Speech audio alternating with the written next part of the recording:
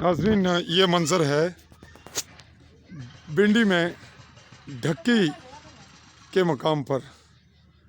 ढक्की क्या ना जगह ना सिंबल ढक्की।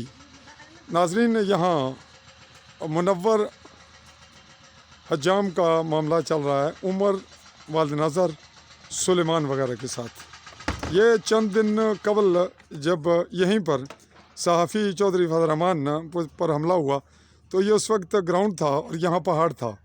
ये तब से लेकर आज तक मतवातर ये बिल्कुल इसकी जो तोड़ फोड़ है वो जारी है और इसमें जंगल की चीड़ें भी आपको नज़र आ रही हैं।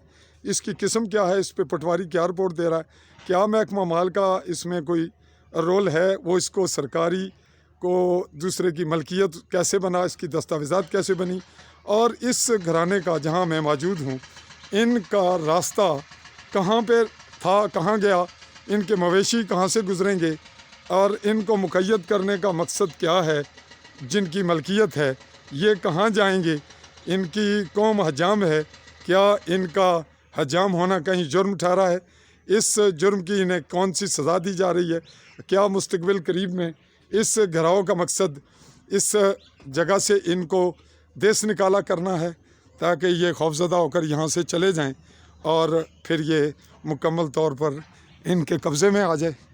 ये मामला आप नाज़रीन और मुतल्लिका हुक्काम ने इसका फ़ैसला करना है। नाज़रीन, मैं अपने कैमरामैन साथी के साथ चौधरी फजल रहमान, भिंडी सिंबल ढक्की, समानी भिम्बर, कश्मीर।